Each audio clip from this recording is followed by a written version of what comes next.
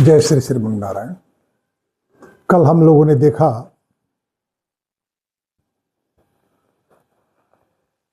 कि किस तरह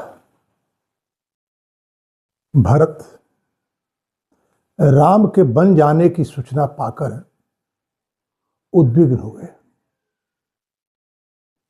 पिता की मृत्यु संत्रास दे ही रही थी कि राम जैसे सर्वप्रिय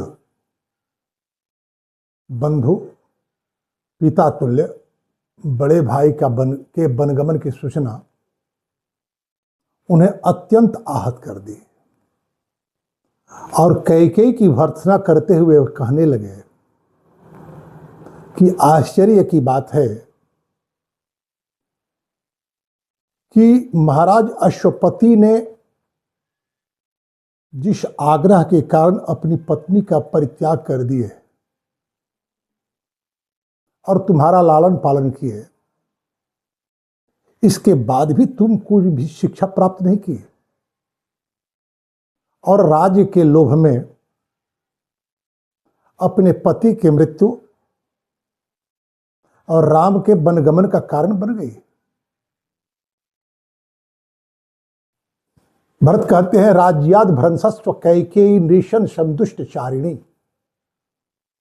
परित्यक्ताशी धर्मेण मामृतम सदति भव।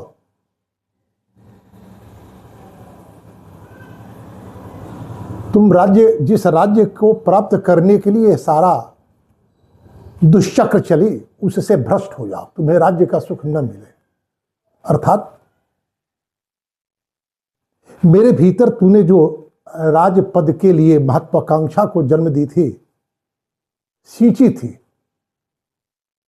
आज वह विषवेल तुम्हारे लिए ही संकट का कारण बनेगा। बोए पेड़ बबूर का आम कहां से हुए।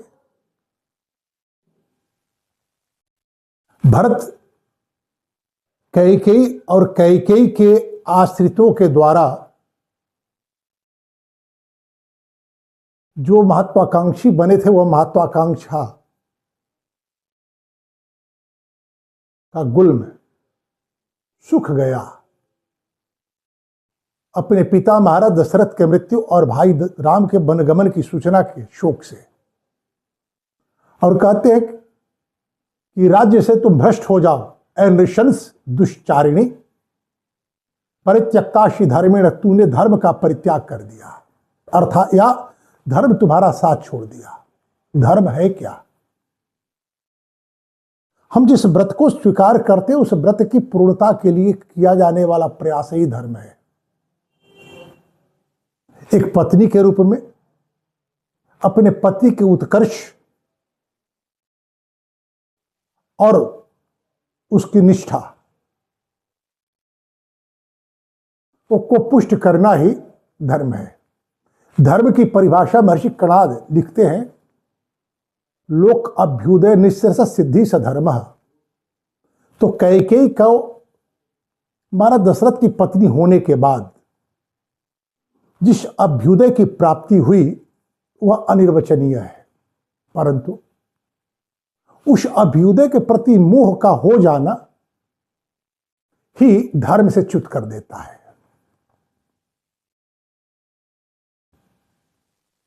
कहती है कि तुम मामृतम सदसी भव,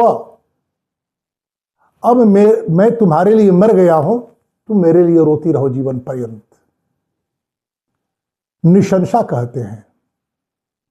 कोई स्त्री निशंस होती कैसे है? भला संसार की कोई भी पत्नी कभी चाहेगी क्या कि उसका पति मर जाए?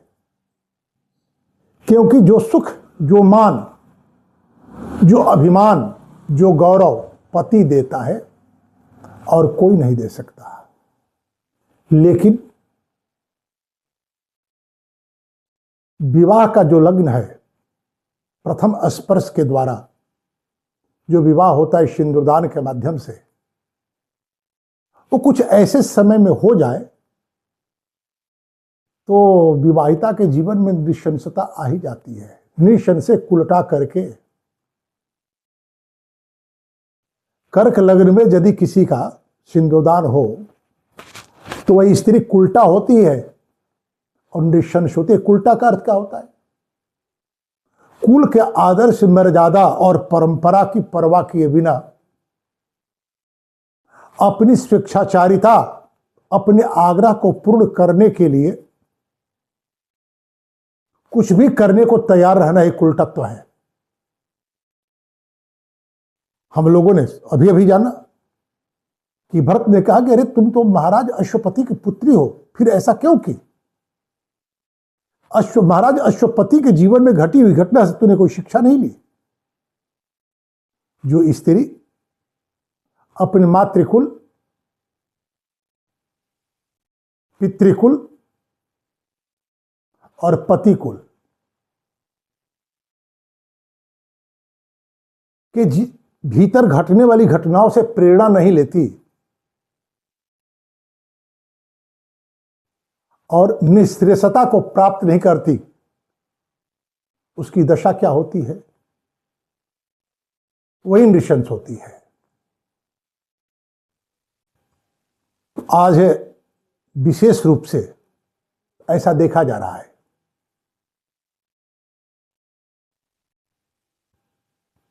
इन दिनों आप परिवार न्यायालय में चले जाएं, आप देख सकते हैं कि विवाहिताएं अपने पतियों पर किस प्रकार का अभियोग लगाती हैं, और वह सब हो रहा है केवल और केवल प्रदर्शन परक विवाह में मुहूर्त की उपेक्षा करने के कारण, जिस मुहूर्त का प्रभाव मानव जीवन में एक ऐसे तरंग को उत्पन्न करना होता है जो आपके भावी जीवन को सुख आनंद से भर दे या विपत्ति का अंबार लगा दे। कथा केवल सुनना और कहना कि कथा के प्रति धर्म नहीं होता, कथा की सार्थकता नहीं होती। हमने कथा सुन ली, हमारा कल्याण हो जाएगा, हमने कथा कह दी, हमने अपने धर्म का निर्वाह कर दिया। नहीं, कथा को जीवन में उतरना होता है। जब तक कथा आपके जीवन में उतरती नहीं, तब तक कथा सुनने से कोई लाभ नहीं। परंतु दुर्भाग्य कि आज कथा एक व्यापार का रूप ले चुका है। कथा को सम्मोहक बनाने के लिए कथा में भिन्न भिन्न प्रकार के बाह्य तत्वों का समावेश किया जा रहा है, और कहने वाले कहते हैं कि भागवत की कथा में आया है कि कथा गाई जाती है, कथा में संगीत है।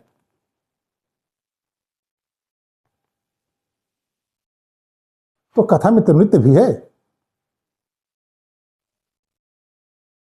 संगीत का अर्थ होता है सम्यक रूप से गाना, अर्थात उसके तत्वों का उद्घाटन करना। कथा का जो उद्देश्य है, उस उद्देश्य को समाज में लाना ही कथा का गायन है।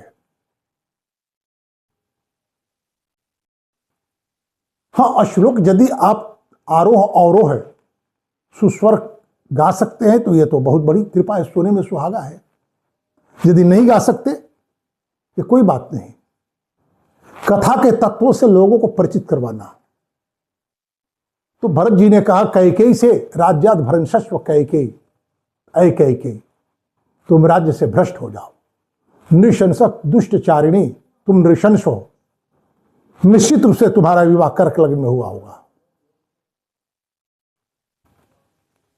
क्योंकि कैकेयी और महाराज दशरथ के विवाह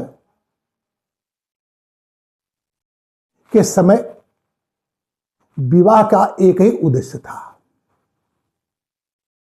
कि कैकेयी के रूप की उपासना। कैकेयी ने महाराज दशरथ के प्राण जो बचाए शंबरासुर के साथ युद्ध में, जहां अपने पिता के साथ युद्ध लड़ने गई थी, और उसके इस प्रयास के लिए कृतज्ञ होकर महाराज दशरथ उपहार देना चाहे। कैकेयी बड़े तरीके से भविष्य के लिए महाराज दशरथ से संबंध जोड़ने का प्रयत्न की और कही कि महाराज यदि कभी अवसर मिला तो मैं आपसे मांग लूंगी। बड़ी सुंदर थी, उसके सौंदर्य का वर्णन मंथरा ने जो की है विचारणीय है। मंथरा कहती है कि देवी आप इतनी सुंदर हैं कि आपके सौंदर्य को देख करके मेरा नारी मन मुग्ध हो जाता है। वे तो पुरुष है,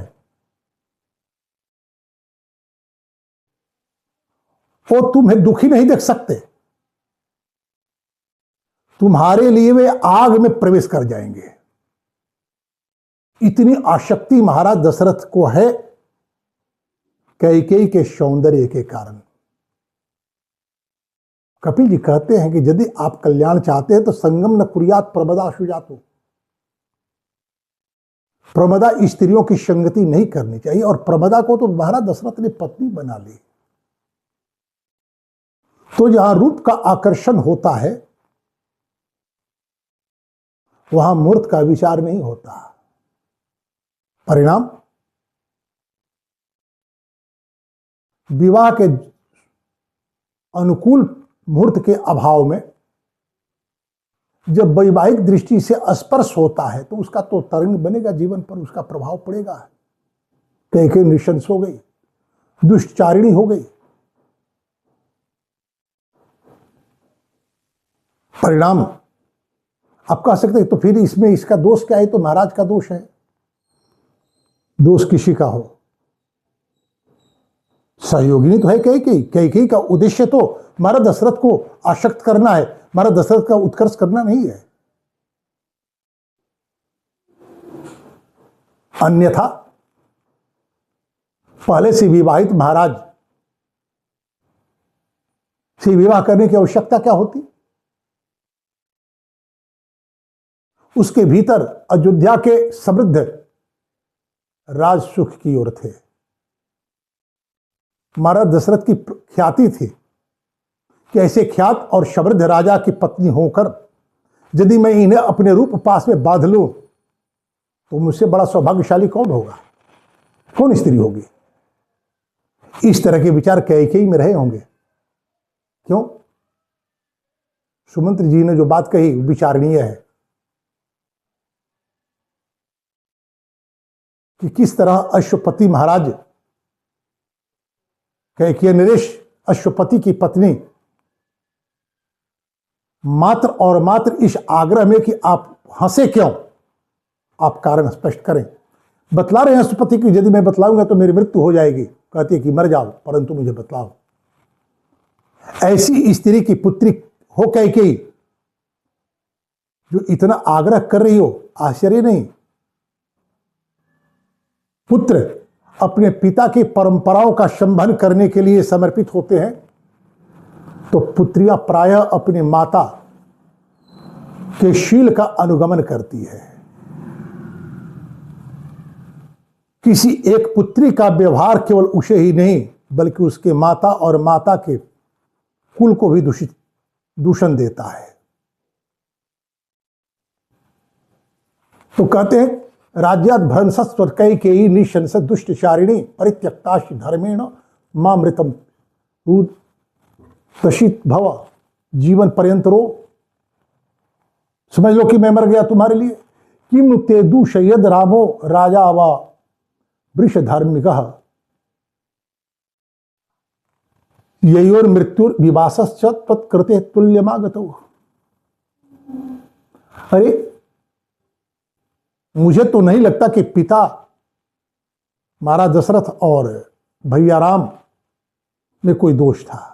क्या तुम्हारा बिगाड़े थे वे दोनों कि राम को वन और महाराज को मृत्यु के मुंह में डाल दी? महाराज दशरथ ने भी कहा था कैकेयी को मनाते हुए कुप भवन में, किम नु दुखम लीकम वा मई राम में चपश्यसी। अरे मेरे राम में कौन सा तुम दोष देख रही हो? न कथम विवृते रामात भरतो राज्य भाव सित, कि राम को छोड़कर राम को वन निकालकर राम भरत को राज्य देना चाहती हो? क्या तुम्हें लगता है कि राम के बिना भरत राज्य स्वीकार कर लेंगे?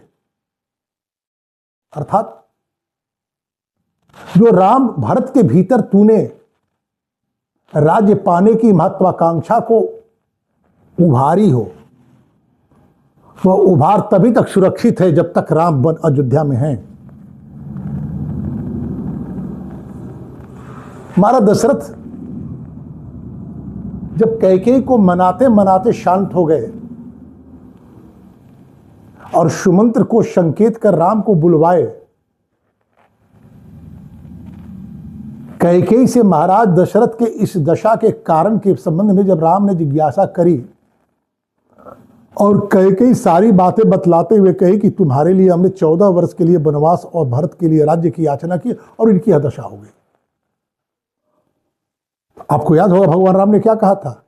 भगवान राम ने कहा था अमे सीता राज्यम च प्राणान इष्टान धनानि च हृष्टो भ्रातृ स्वयं दद्याम भरताय प्रचोदिता। माँ ये क्या कह रही हो? इसके लिए पिताश्री से कहने की क्या आवश्यकता थी? मुझसे कही होती, मैं प्रसन्नता पूर्वक राज्य की कौन कहे, अपना प्राण और सीता का भी परित्याग कर देता, दे देता भरत के लिए। ऐसे राम को तूने वन भेज दिया। भ्रूण हत्याम अशी प्राप्ता कुलस्यास्य विनाशनात् कैकेयी नरकम गच्छ माच तात सलोकता। तुम तो भ्रूण हत्या की अपराधिनी हो गई। भ्रूण हत्या का बड़ा भारी अपराध होता है। बड़े बड़े पापों के लिए शास्त्र में प्रायश्चित की व्यवस्था की गई है, परंतु भ्रूण हत्या एक ऐसा जघन्य पाप है जिसके लिए कोई प्रायश्चित नहीं है। शास्त्र कहते हैं कि भ्रूण हत्या करने वाले ही नहीं, इसमें सहयोग देने वाले भी इतने बड़े पाप के अधिकारी होते हैं कि उनके द्वारा किया गया धर्म कर्म सफल नहीं होता, कि उनके द्वारा दिए गए हव्य देवता नहीं स्वीकार करते, कव्य पितर स्वीकार नहीं करते और हंतकार अतिथि नहीं लेते। आज समाज की स्थिति क्या है? किसी के यहां कोई अतिथि नहीं आता, श्राद्ध पूर्ण नहीं होते,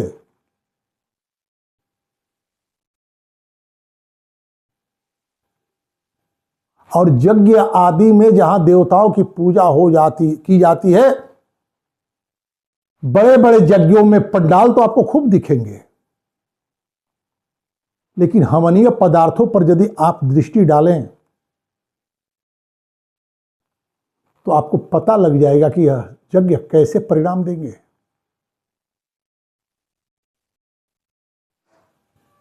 समृद्धि आ रही है, परंतु समृद्धि से सुख नहीं होता। क्यों? विद्या ददाति विनयम विनयात पात्रत्वमापनोति पात्रात् धर्मापनोति तथा धर्म तथा सुखम।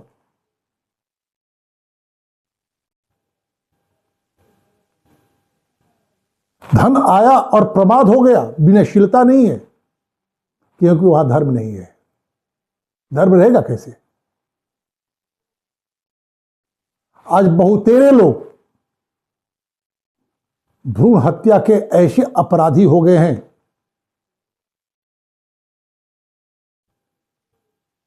कि जहां अल्ट्रासाउंड होता है वहां पर औपचारिक रूप से लिखा जाता है भ्रूण हत्या एक दंडनीय अपराध है,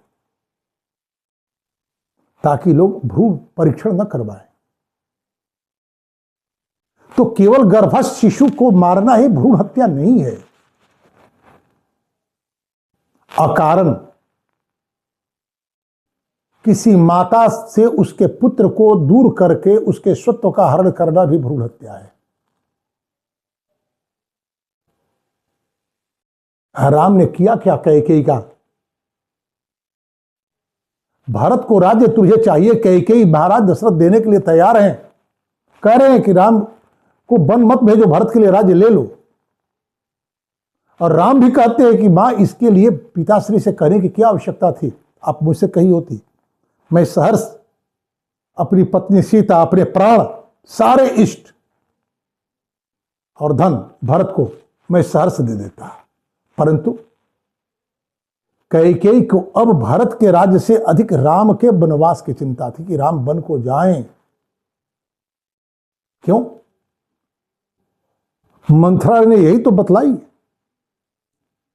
कि राम वन चले जाएंगे, भरत अपने व्यवहार से लोगों को अपने अनुकूल कर लेंगे, फिर राम आ करके भी भारत का राज्य नहीं ले पाएंगे।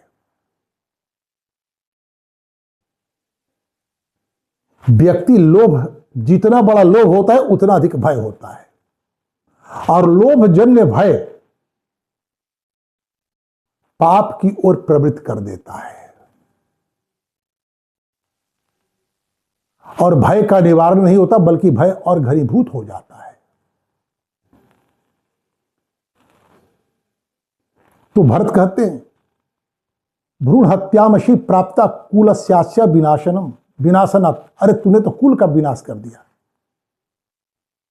अयोध्या राज परिवार इक्ष्वाकु वंश की जो मर्यादा, जो आदर्श, जो सिद्धांत, जो प्रतिष्ठा, जो गौरव, और सब तूने समाप्त कर दी अपने इस एक प्रयास से।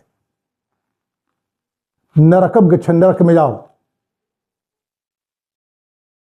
मां च तातस सलोकताम, पिताजी श्लोक में गए हैं वहां पर तुम मत जाओ, पितृलोक की प्राप्ति तुझे न हो, अर्थात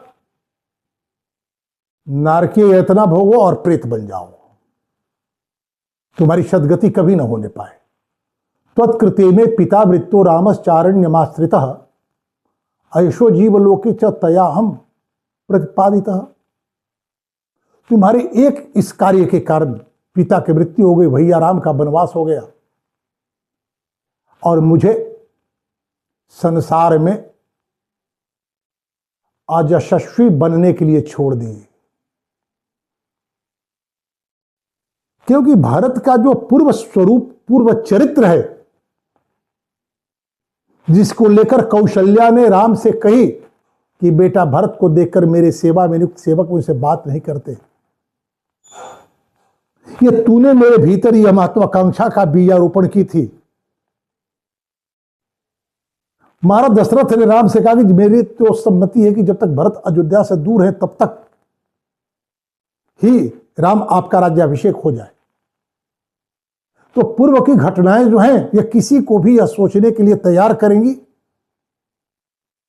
कि कैकेयी ने जो यह षड्यंत्र की भरत के सम्मति से की। तो तुम्हारे इस कृत्य के कारण मैं संसार में अयशस्वी बनकर जीने को अभिशप्त हो गया। बहुत दिनों तक जीवित रहना ही जीवन नहीं है। जीवित कौन होता है? कीर्तिमान जो होता है वो उसी के जीवन का अर्थ है।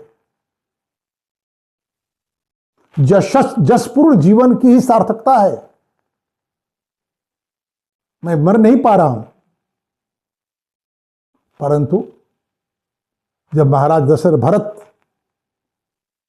अपने पुरोहित और मंत्रियों के शीघ्र बुलाने पर जब अपने ननिहाल से आए और अयोध्या के नगर द्वार पर कोई उनसे बात करने के लिए भी उपस्थित नहीं था, भरत के मन में जो भिन्न भिन्न प्रकार की आशंकाएं जन्म ले रही थी उस समय, वो आशंकाएं क्यों, आशंकाओं का कारण क्यों बना था, भरत को जानने में देर नहीं लगी। उन्होंने कहा अयशो जीवलोके च तो या हम प्रतिपादितः, संसार में मुझे अयशस्वी अपकीर्ति का भाजन बनाकर छोड़ दी तूने। न त्वमश्व पते कन्या धर्मराजस्य धीमता धीमतः राक्षसी तत्र जातासी कूल प्रध्वंसिनी पितुः। कितनी बड़ी गाली है महाराज एक पुत्र के द्वारा अपनी माता के प्रति।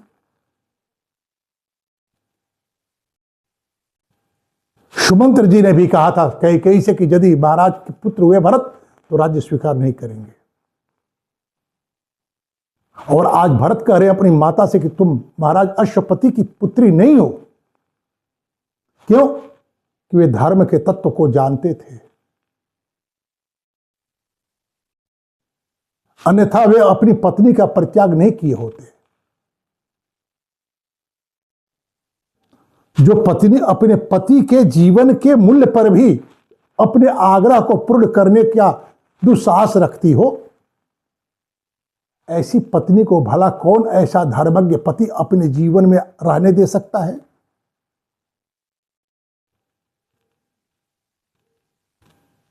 उससे तुम शिक्षा नहीं ली। अर्थात महाराज अश्वपति की पुत्री होने के नाते जो उनके आदर्श को तुझे अपने जीवन में मूर्त करना चाहिए तो नहीं की। अपनी माता के परित्यक्त होने के बाद पिता के दिए हुए सारे सुविधाओं को भोगती रही, अपने पिता की पुत्री होने का गौरव प्राप्त करती रही, परंतु अपने जीवन में अपनी माता के विचारों को ही तूने महत्व दिया।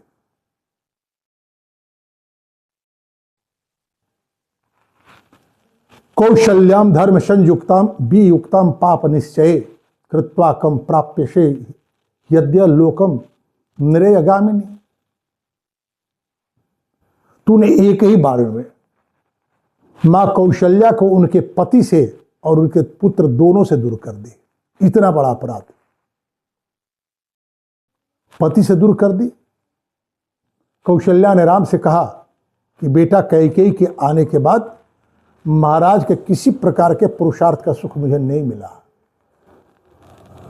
महाराज दशरथ ने भी कैकेयी को मनाते हुए कहा कि कैकेयी हमारे द्वारा संपूर्ण रूप से उपेक्षित किए जाने के बाद भी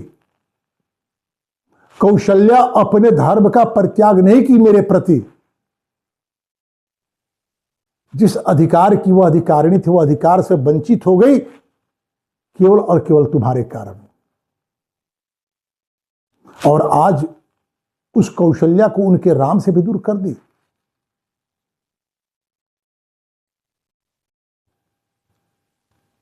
तुम निश्चित रूप से नरक जाओगे। किम नाव बुद्ध्यशे क्रूरे नियतम बंधु संशयम ज्येष्ठम पितृ शमम रामम कौशल्यात्मज संभवम। अरे राम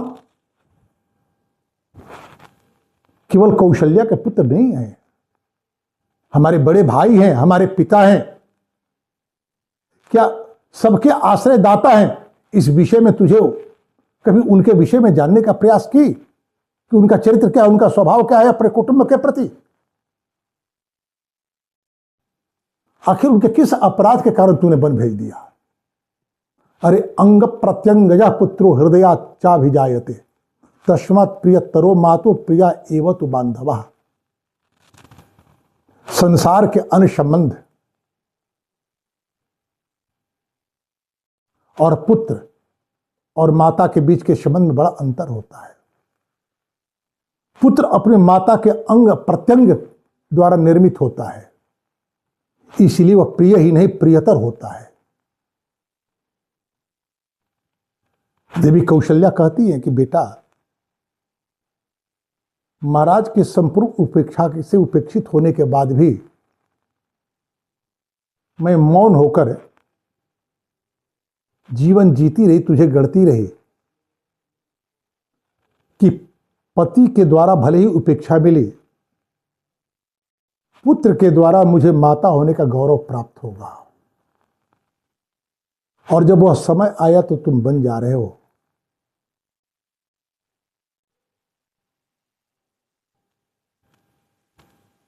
तो भरत कहते हैं कि पुत्र जो होता है अपने माता का के अंग प्रत्यंग द्वारा निर्मित होता है। ऐसे पुत्र को अब माता कौशल्या से जो धर्मानुसार जीवन जीती हैं वंचित कर करके तूने बड़ा अपराध किया, तुझे नरक होगा। आज इसी के साथ वाणी को विराम। जैसे श्री रमन नारायण से चर्चा कर।